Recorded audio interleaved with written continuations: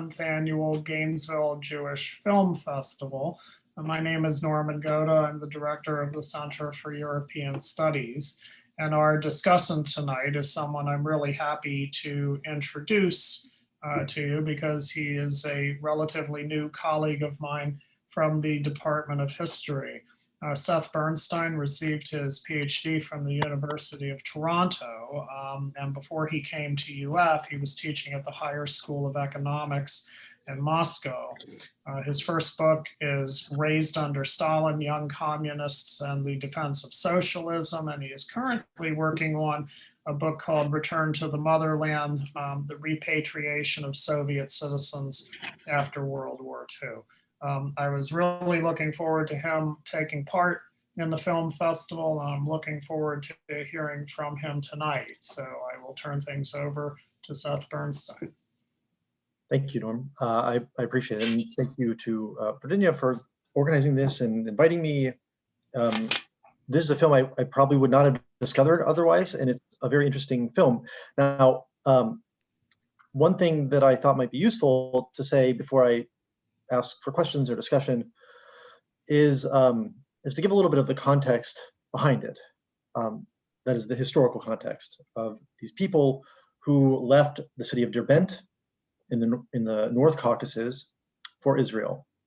It focuses on this family, Sarah, her sons and her husband, who left the North Caucasus, left Dagestan in the 1990s. These were not the Jews that we might expect or that we recognize as East European Jews.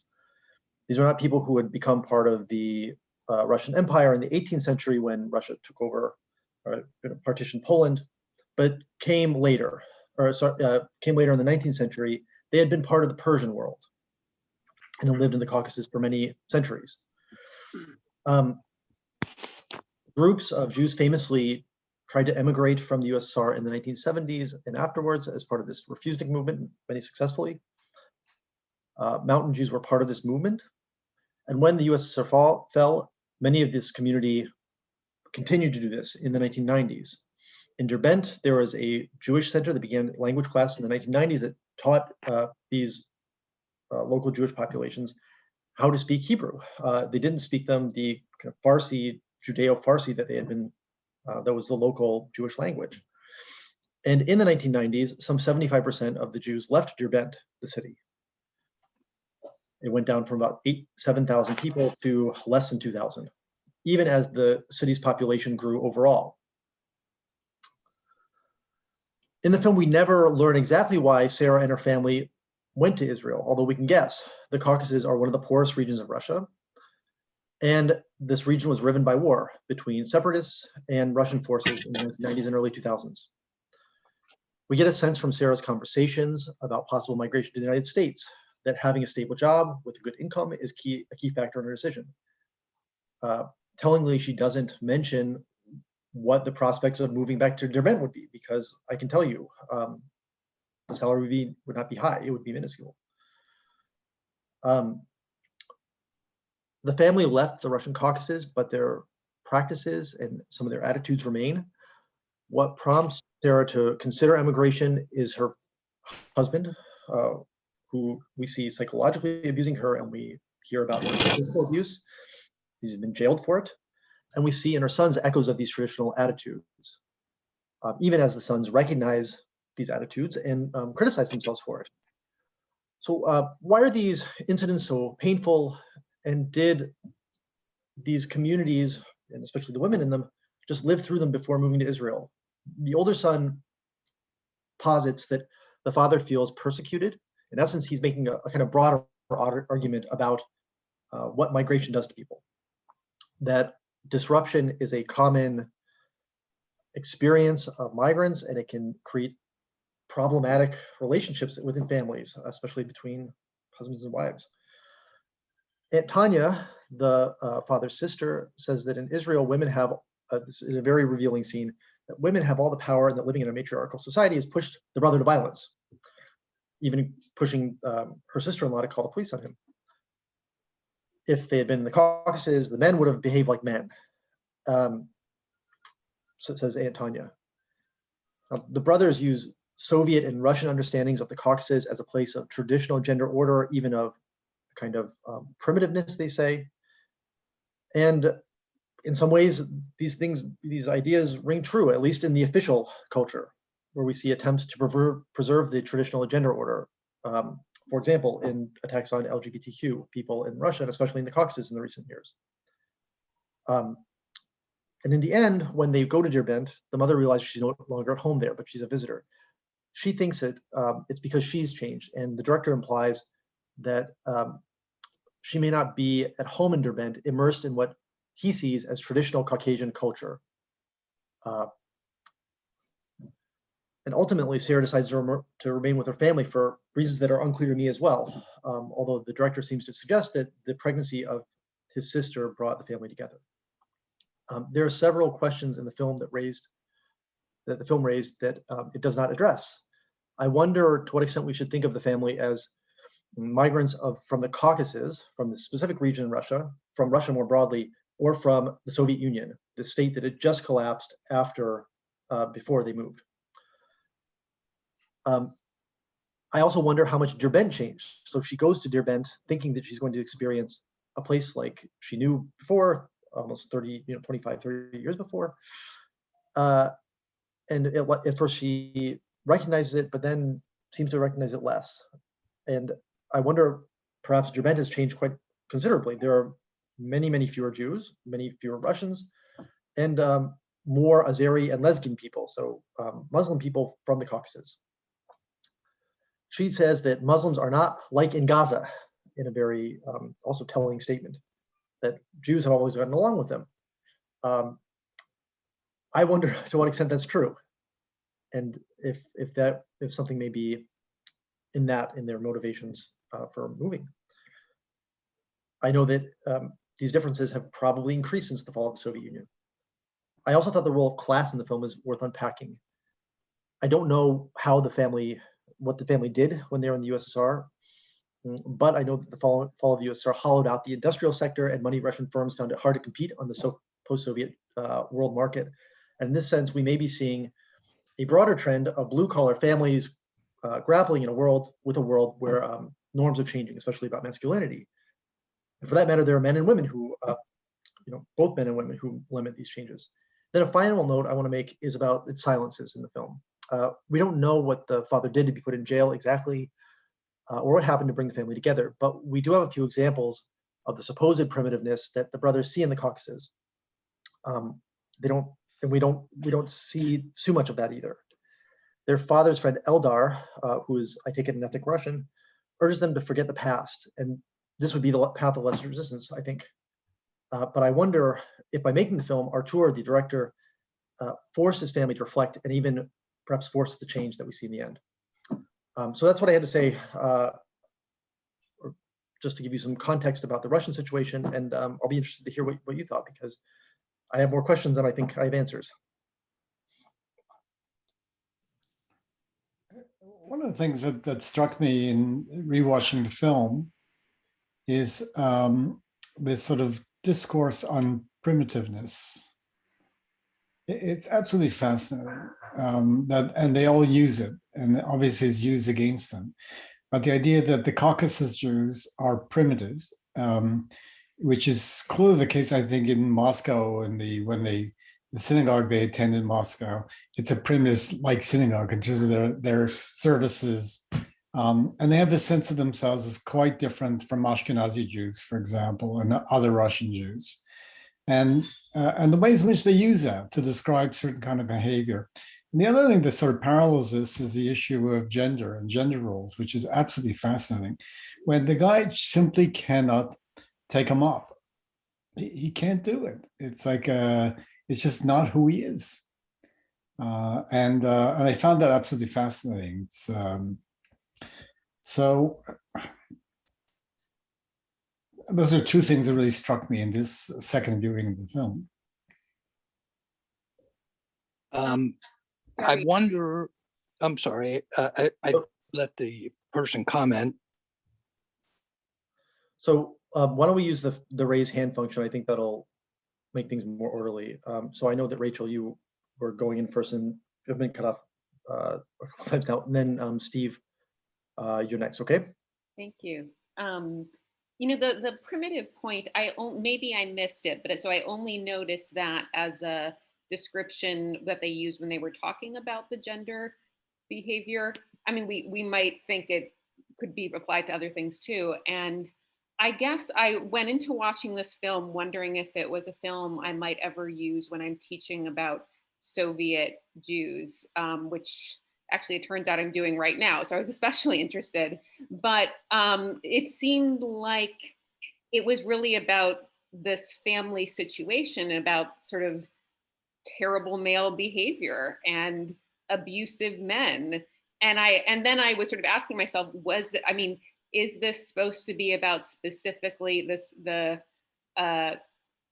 Caucasian or Soviet view of that? Unfortunately, I feel like we see examples of abusive men, here too. So I didn't see it. I couldn't tell. I wonder, Seth, how specifically Soviet or Caucasian you thought this story was. It felt like such a family drama story to me.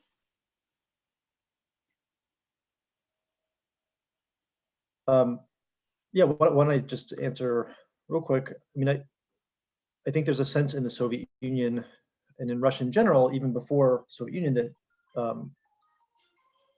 to hop onto what Jack was saying, that these mountain Jews are primitive, but at the same time, they're different from the Caucasian people there as well. And I can't exactly untangle them. I don't think they untangle that either. They're not. They want to see themselves as different, but they can't figure out how they are. They see themselves as similarly primitive, in a sense. And as Rachel's saying, primitive towards women mostly. Having been around the Russian provinces a fair amount in the last 10 or 15 years, I don't know that the attitudes towards the gender attitudes in this family are so different than what we would see in the Russian provinces, in Ryazan or in Smolensk or other places where I've been. I certainly think that there's a stereotype about primitiveness and a discourse about primitiveness. But just in 2017, the Russian state decriminalized domestic violence. In some forms, right? Not in, if you break a bone, that's a crime. But if you don't, you get one free pass a year. It's kind of incredible. And just going beyond that, I wonder, if you can see that, as I said earlier, if you can see this broader kind of blue collar mentality that is very strong in the Soviet Union, the former Soviet Union, but is also kind of universal in our world today, even in the United States.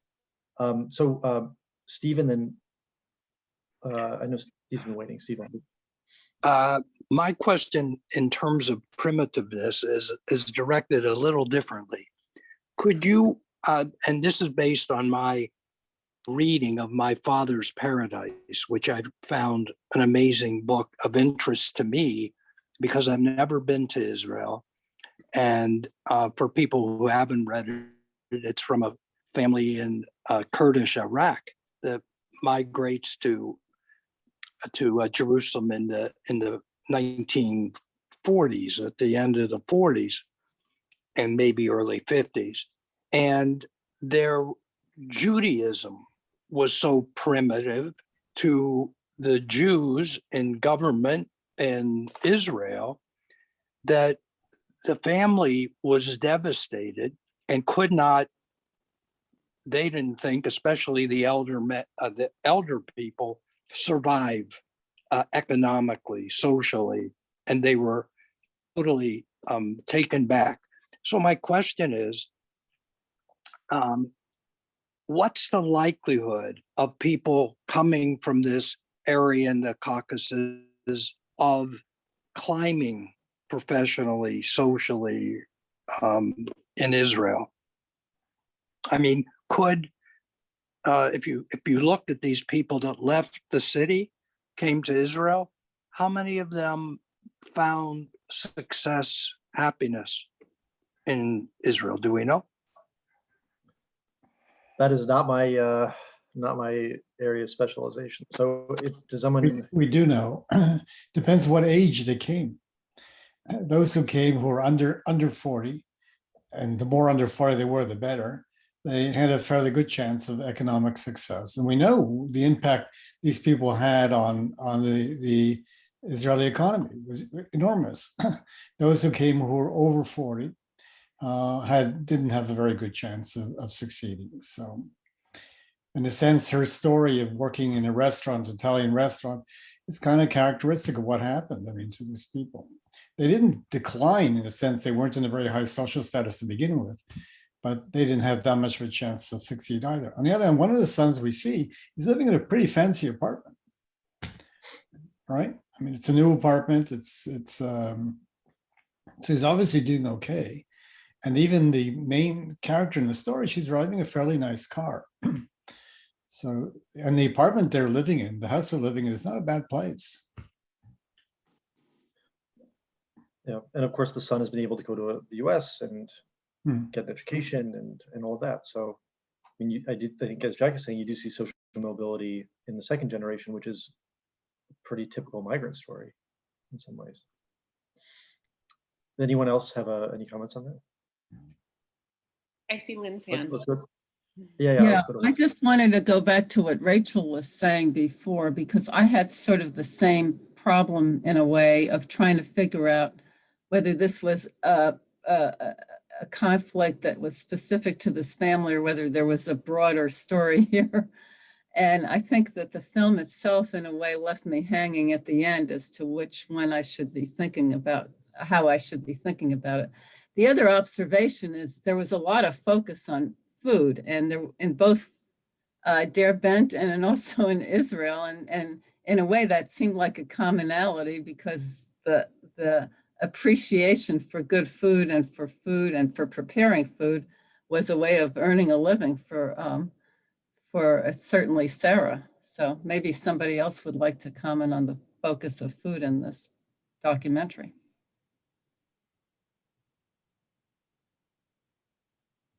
any thoughts? Roy, I see you on mute. I mean, she makes this, she makes those elaborate and beautiful dishes at home, but then she, her job is at a pizza place, which is a tragic sort of irony in that, to see her make those dishes that she brought from home, but then for her work, kind of just spreading cheese over over a pizza pie, not utilizing her, her amazing cooking qualities. But there's something else that you see besides the food, and that's the dance, which is truly beautiful to watch them dance. And I've been watching on videos of these people dancing at weddings, bar mitzvahs, and so on in Israel and elsewhere in New York. It's really quite spectacular the way the men dance. So the men sort of perform and do these like breakout kind of things, and it's quite impressive. And I'll say about the food and the dancing that it's in some ways very typically Caucasian, especially the dancing and the steps that they're doing. If you watch, you Google or go on YouTube and look at Georgian choirs, Georgian, like the country, not the state. Georgian choirs, you will see, fabulous dancing that looks a lot like what those guys were doing, but very professional. But those guys are good too, of course, off the cuff especially.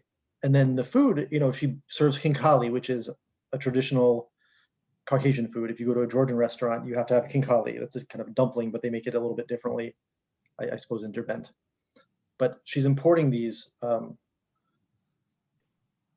Caucasian foods and in some ways preserving that Caucasian Jewish identity through those foods, it seems. I wonder if she would be sad if she moved to the US because of that, I mean, seriously. Yeah. She doesn't move in the end, right? I don't quite understand why. I mean, so there's a point there that I'm missing. Well, there's the reconciliation with her husband, which is also very peculiar. But Yeah, did anyone have thoughts about why that happened? I could I not mean, figure it out.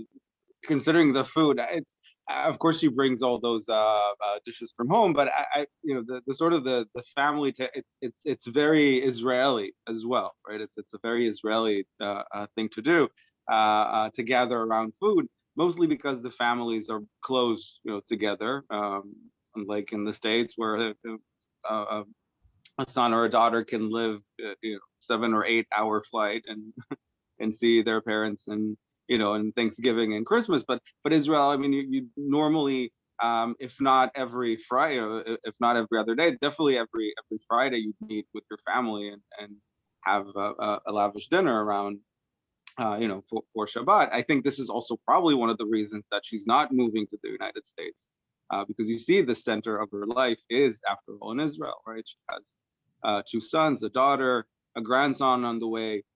Leaving to America would mean leaving all that behind, and I think the kids are well, they're her solid ground. Yeah, I felt that too, when, because the film starts out with her in the car explaining that her mother is kind of not okay if they're not all there for lunch, which made me think, gosh, I'm lucky that I don't have a parent who's ever like placed that kind of burden, because this woman is like so busy and she's got to be there, every Friday in the middle of the day.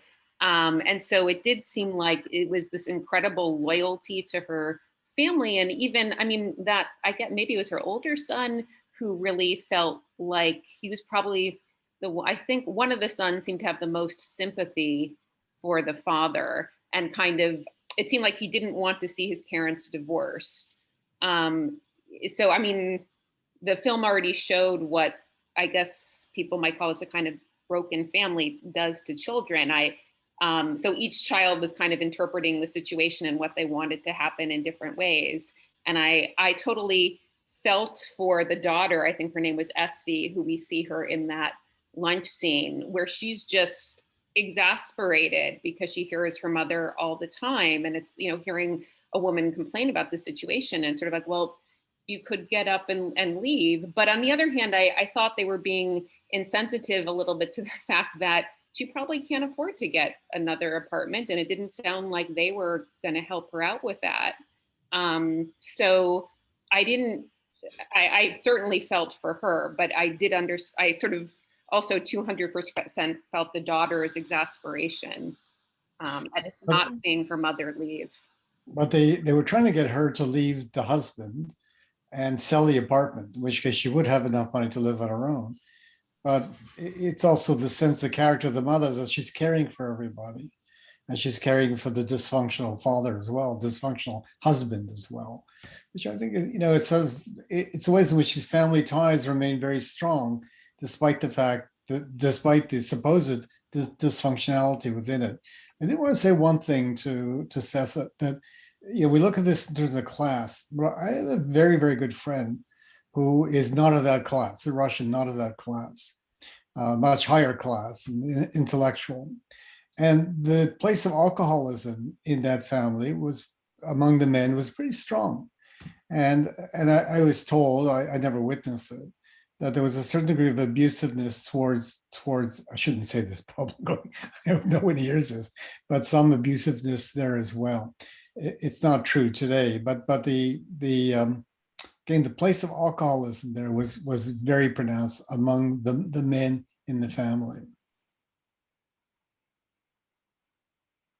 I might have missed that point, but I didn't. I never heard someone say that she should sell the apartment. The one you mentioned, Esty, I think, told her, the one who had a fit, and she went running to get away from the table when they're all sitting outside, and she really sees yelling and screaming at her mother.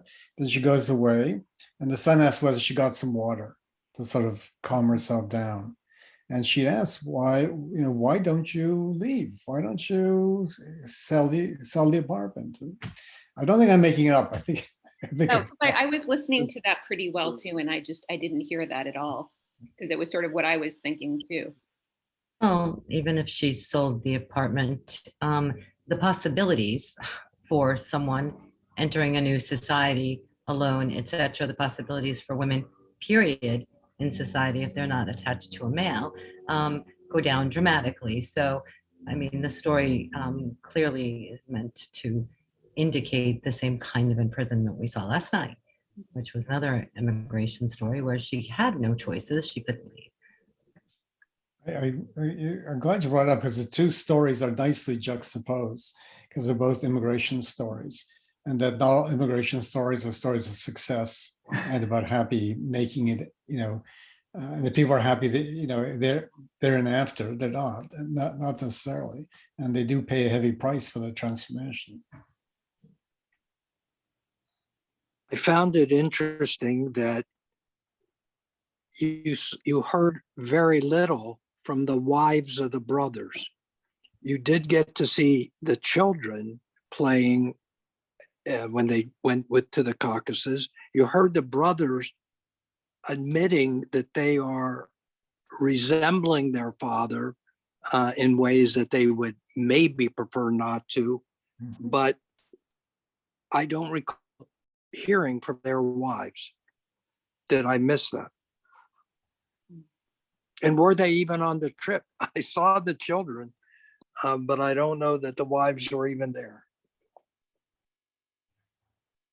Not No, you everybody wants to be on camera. That's true. It's amazing how much they did want to be on the camera. That one was something that struck me, that they're very performative in a sense. Gail, what were you gonna say something? Yeah, just I was laughing before because I got out of class late, so I didn't get to see the end. So when you all started talking about the end, but I did notice that this generational issue in what I saw was important, and they're trying to say that there is a distinction and that they're looking at it through a different worldview, or at least they want to be, whether they are or not.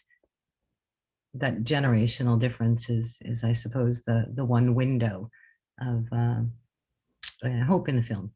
Well, but the woman who said it so brilliantly of how everything's reversed in Israel. Here, the women are in charge, and the men are nothing, which was such an amazing statement. It's a cliche statement, though, and it's usually a statement meant to dismiss the fact that women are disempowered. So, I mean, it's like saying they're head of their household. well, compared to where they're coming from, I think it may be true. I honestly think that you would hear that sort of thing in Russia as well. You could. You can hear that in the hallway. That's true.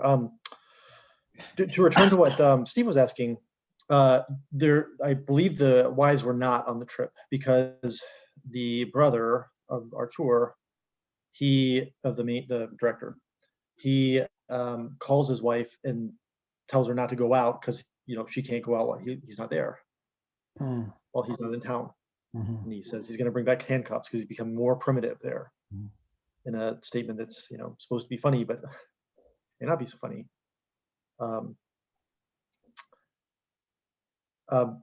just to tie into what Gail was saying, I wonder if they want to be more understanding or more, to change generation, or they want that.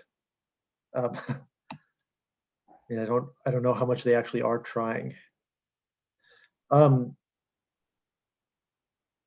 So I have a question. If there are no other questions, I don't want to spoil the end for Gail, but no, it's too late. That was good. I mean, I was trying not to look to know, but I did hear, and it's all good. I actually often read the ends of books anyway because I like to see how it gets there.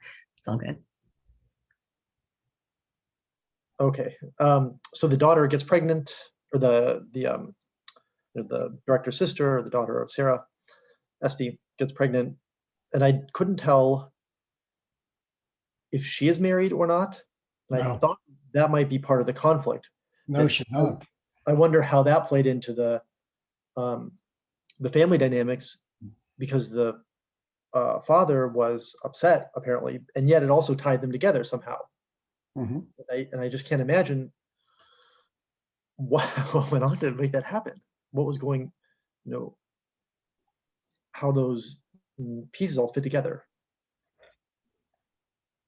Well, she obviously wasn't married, and Israel also, Israelis, all Israelis, Roy, correct me if I'm wrong on this, but believe they have the right to have a kid, whether or not they're married, whether or not they're heterosexual, whether they're gay or lesbian. This idea that this is part of your entitlement as a citizen of Israel.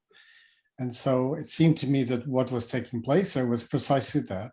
She decided she wanted to have a kid. But let's say the happy ending to the story was that the idea of this new member of the family coming in sort of made people reconcile to a certain degree. And I thought it was very interesting, very, very, there was an insinuation initially that she had fallen. Was it? She were stumbling. She had stumbled. And when Hebrew is nafal, and I thought that's an interesting translation. But it clearly contributed something very positive to the family, including the father. And that seems to be the takeaway from this, is that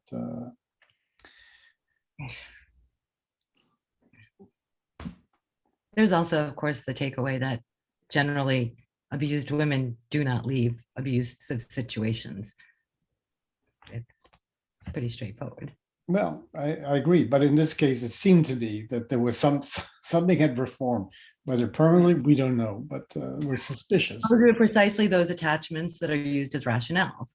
And I think the film does a good job of showing both universes and both ethical universes there.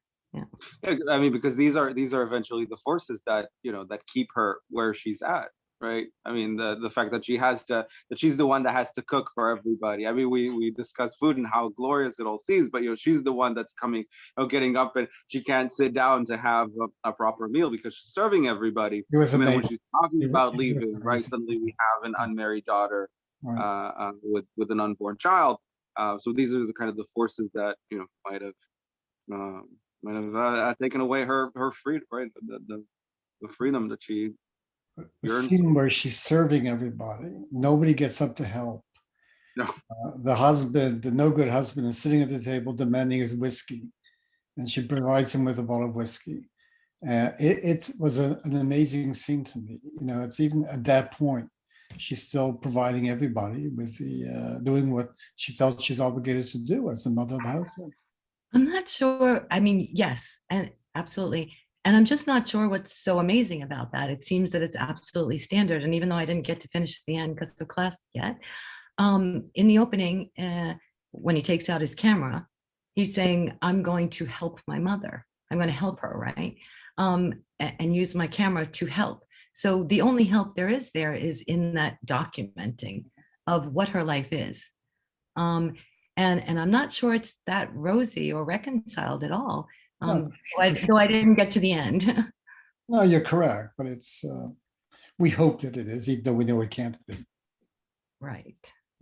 Yeah.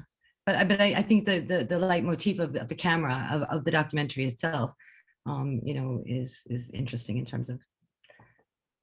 Agreed. And there's a point at which the father puts his hand over the lens and tells him to stop filming, which was also very telling. Yeah. I don't know if Roy has or anyone else has something to say on this, but I thought there was a suggestion that being in Israel or Israelis could have this kind of positive effect on what these immigrants thought about gender roles, that that they had learned to think differently about what a man is. Not differently enough, but there were sort of baby steps. And even that conversation, I think, Seth, you had mentioned it, where they talk about what it means to be a man, but one of them says, but I wouldn't clean, or like they're sort of, they won't go too far. I wonder, what we think that's saying about Israeli society and the re-education of men who are, quote, still primitive towards some other model. Oh, and I guess I forgot to mention, and that point about how in Israel, that point about how women are like men in Israel, which certainly didn't used to really be the perception of Israeli society, because I guess Israeli men were thought to be masculine in a certain way. So that part was a little confusing to me too, that the sisters' perception of that. Before one of you answers that, can I follow up a tiny bit?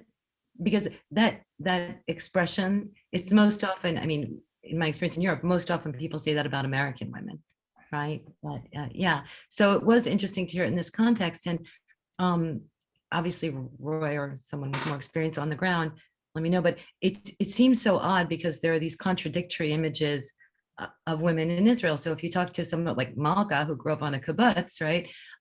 You know, the gender roles and sort of the roles of women are quite different than the description that we may get in this film versus what we're going to see in Jerusalem or in, you know, a film on Haredim. So, you know, it's hard to answer that, I think. But clearly they're going with the model that, you know, of women in the army, I assume, and, or, you know, Golda, right? That kind of an image. Ruined, asexual, hate, you know, all of the above. But the very fact that the daughter decides to get pregnant on her own and keep the child tells you something about a change in gender roles. It doesn't seem that that could have taken place in where they came from. Yeah, just not for the mother. Yeah. Although, I mean, I don't know that having a baby changes your gender role much. Yeah, I think you know, we've seen that this topic has been dealt with in many movies, I think, in Israel, where you have the immigration story of a patriarchal father not being able to adjust to a new society. I think Red Leaves, was it shown here in one of the festivals? Red We Leaves. didn't show it, but we were thinking of showing it. Yeah. So Red Leaf kind of tells the same story, but with an Ethiopian family, follows a very patriarchal Ethiopian dad in his expectations towards you know, towards the daughters of his family. So I think, you know, in that regard, it doesn't seem that Israel is the answer. I mean, what we also see is how these, you know, immigrants are really still living amongst themselves, right? That first generation immigrants is not assimilating as much as the second and the third. Although in this film we see the same sort of you know, gender role playing with the children who grew up in Israel. So I mean, I don't think the movie also succeeds to kind of, you know, push. What I'm trying to say, I think that it's not Israel's job to fix, you know, those notions that those people have, and it's not that those behaviors would have been accepted, right, in the Caucasus or wherever they come, you know, or wherever immigrants come from, right? Yeah, Sorry. I mean, in part, I'm not sure it's a matter of, you know, whose responsibility it is, but it's a sort of commonplace, right? The encounter of two cultures, which reveals to you the lacks in one or the other. So, and of course, most often in both. So I wasn't so sure it was a question of blame as a sort of exhibition of both, you know, through their encounter. I think it maybe not a burden of Israel to do that, but an expectation on the part of the family, or on the part of people in, you know, for example, in Russia, that there will be that kind of civilizing influence, that Israel is a more civilized place. Right? And I'm using that in quotation marks. Of, like, I'm not. We understood. Yeah. No, but it's the West. Yeah. Conceptually, it's the West, and I think that's what the point is. And the Caucasus is the East or the South or whatever you want to call it. Well, I mean, you know, I have an aunt-in-law who divorced her husband because she didn't like him. He was too, like, Russian, too traditional, too primitive, you might even say, although my family wouldn't call him that because he's not from the Caucasus. Like, that's not the kind of discourse he used about Russian men. And she is now in a civil union with a Jewish man. And the kind of discourses that you hear in the family are somewhat mapped onto that, onto the ones we've heard say about, you know, Israel versus the Caucasus. Sorry, the family's discourse is what? That he's primitive? No. The Jewish man who is Ashkenazi is civilized, and the ex-husband is. The Russian is primitive, and it also ties into your comment, Jack, about alcoholism. So there you go.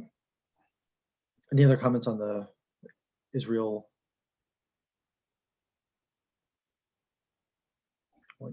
If we can meet again in a half an hour, sorry. Well, Yeah, Norm. did you Other have- comments? I want to know what people thought happened next to the family. So this movie was made in 2020, yeah? Probably That's in 2019. No Hard Feelings too. I think it's coming out this week, next no, year. no, it's not no hard feelings. It's hard feelings. Right. It's not no hard feelings. Well, I'd like to thank everyone for a fascinating discussion this evening. You saw a lot of things in the film that I did not. And I'd like to thank my colleague Seth Bernstein for some wonderful background on this. Tomorrow night is Winter Journey, or actually tomorrow day, morning, afternoon, whenever, is Winter Journey.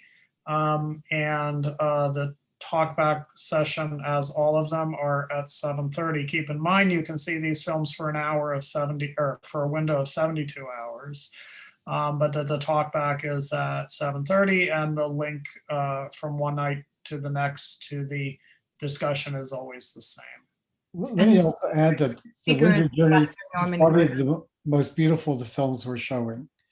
And it, by all rights, it probably should have been the opener film, but I thought it was just a little too, there's a reason why I didn't want to put it as the opener, but aesthetically, it could very well have gone in that place. And one last, Gantz is in it. If you saw him in Downfall as Hitler. But Yes, Hitler is fantastic. Not Hitler quite. pleasant Jew. and since Norm is too modest to say who the speaker is, it's Dr. Norman Goda, our director of the Center for Jewish Studies. Thank who's you. speaking tomorrow night. I didn't want to raise expectations. I need Well, to it's a watch the film. Thanks, everybody, and hopefully we'll see you tomorrow night. Thanks again, Seth. Right. Take care. Still no brochure. Thank you.